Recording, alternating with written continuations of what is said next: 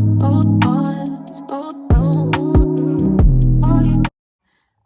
is a video. It's just on a quick couple stories from my flight attendant days.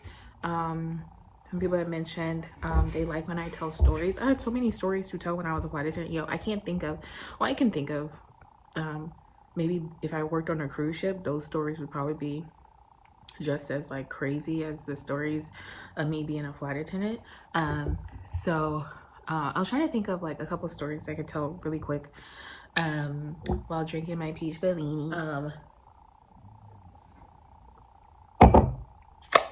was a flight attendant for, I always say 6 years because I just round it up and it just sounds better, but literally it was like 5.5 years. I kept hearing God say, leave, leave, leave.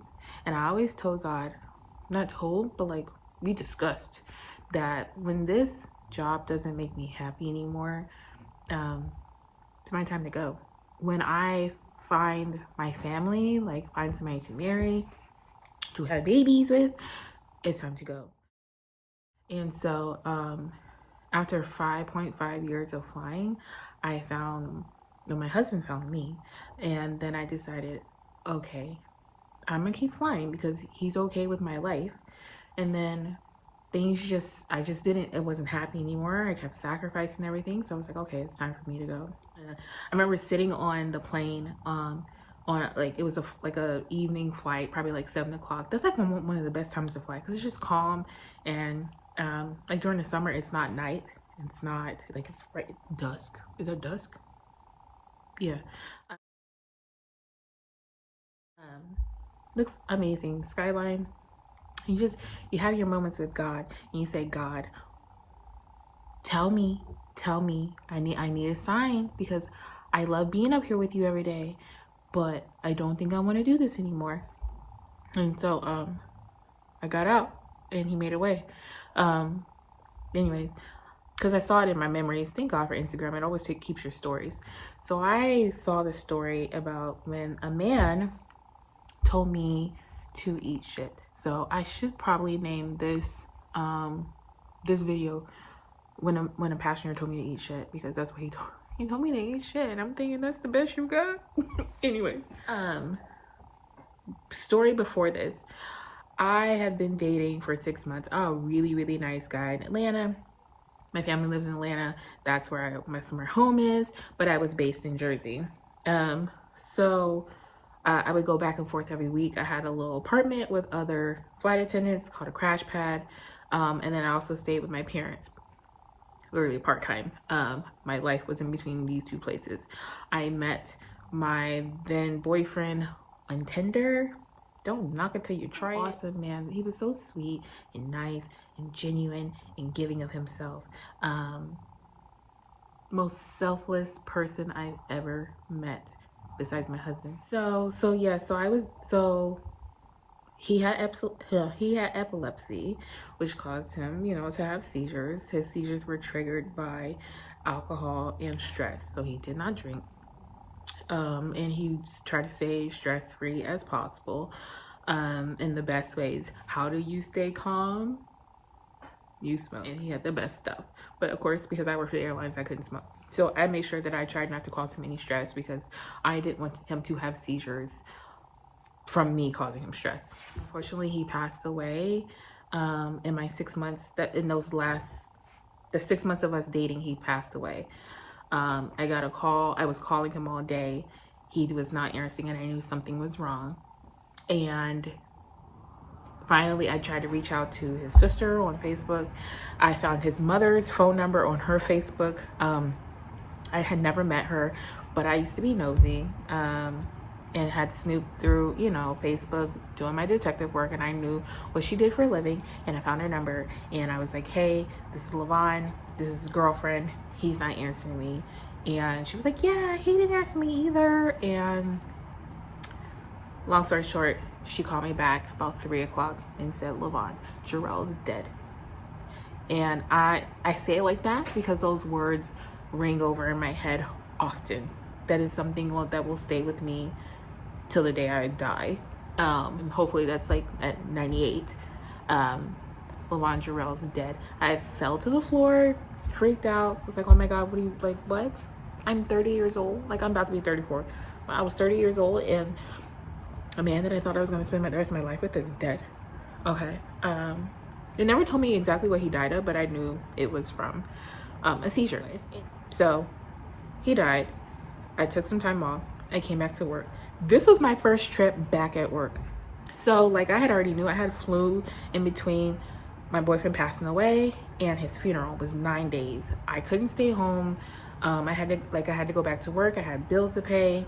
I had, like, bereavement technically didn't cover him. Yo, we need to change bereavement, because why is it just mom, dad, kids, grandma? Like, aunties don't matter, boyfriends don't matter. Like, come on now.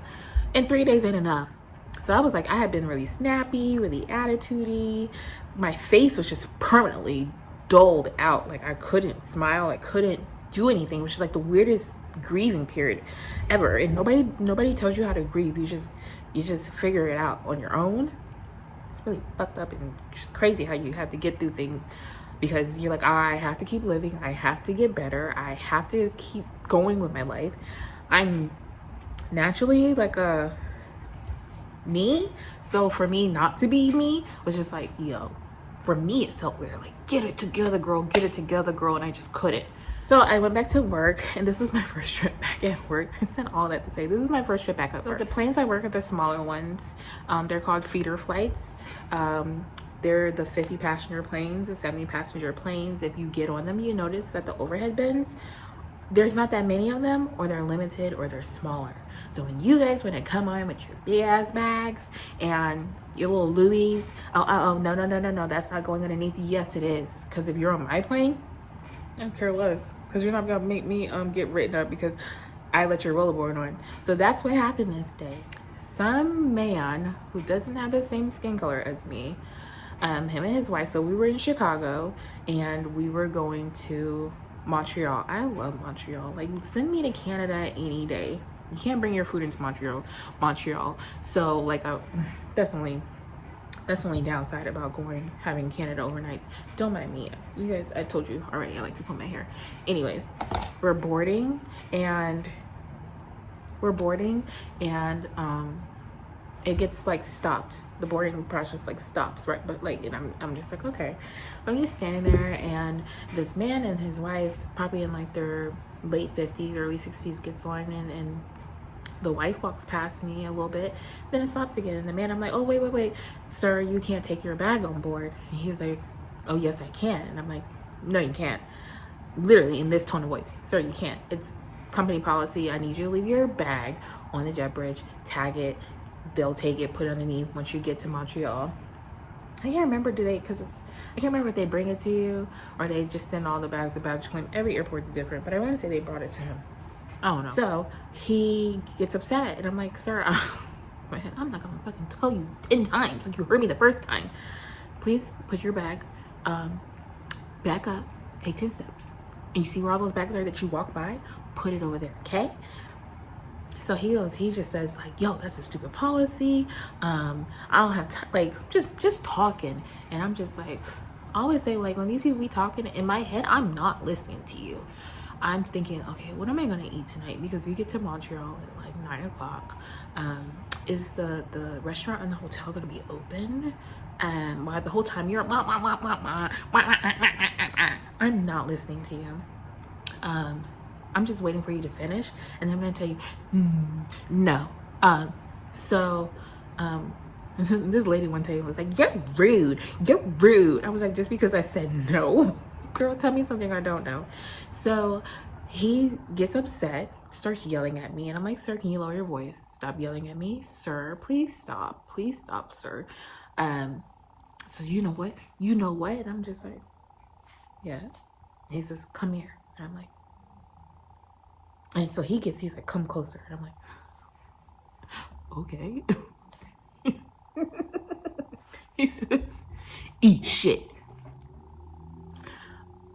I was, wait, did you just tell me to eat shit? Did you just tell me to eat shit? Like, you want me to... Good morning, ladies and gentlemen. Actually, good evening, ladies and gentlemen. I have a passenger who just boarded. He instructed me to eat shit. Do any of you guys have a fresh shit in your panties today or your drawers? Do any of you guys have a little doggy or a little kitty with you who just freshly pooped? Because this man wants me to eat shit. Man, I didn't say all that. I just said, yo, why are you being rude? I just asked you to put your bag over there and now you're telling me to eat shit. And I was like, cool, don't move. And so I'm like freaking out to my pilots. They're like, did you guys just hear what this man told me? He just told me to eat shit. Like, who tells somebody to eat shit? Like, that is stupid. And he fixed his mouth to tell me this mess. So they're like, you didn't say anything back to him, like rude, cuss him out and nothing. Cause they like, I was like, no. And I'm like, I just said like, yo, what is wrong with you? Don't move. So they had to go get, I forgot what they call it. It's like it's not a gate agent. It's like the customer service person who's paid, keyword, paid to handle these type of situations. Not me, them. CRM, CRO, something like that. And so she's like, they take them off, they talk to them, and she comes on and says, are you sure that's what he said? Lady, don't get cussed out too. Yes, that's what he said. Like, no, I'm not sitting here making this up. I don't have time for this. We're still boarding. And if some of you guys, if you don't know, flight attendants go get paid when that door is open. So all of this going on, I'm not getting paid. You think I'm happy about what's going on right now? No. You can stay your ass in Chicago for all I can get paid. Let me close this door and you talk to them and book them on the next flight. Cool. So this is going on and on, talking about whatever. So this went on for like 20 minutes. Like, who said what, why, what happened?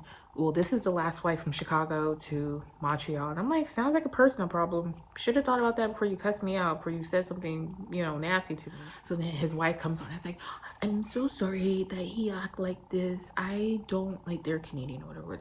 I don't know if that's my Canadian. I don't know. I just remember her having an accent. She's just like, he didn't mean it. And, he really wanted to get home. And he shouldn't talk to you like that. I'm like thinking, he probably talked to you like this. And you used to apologizing for him. So she's like, please, let him on.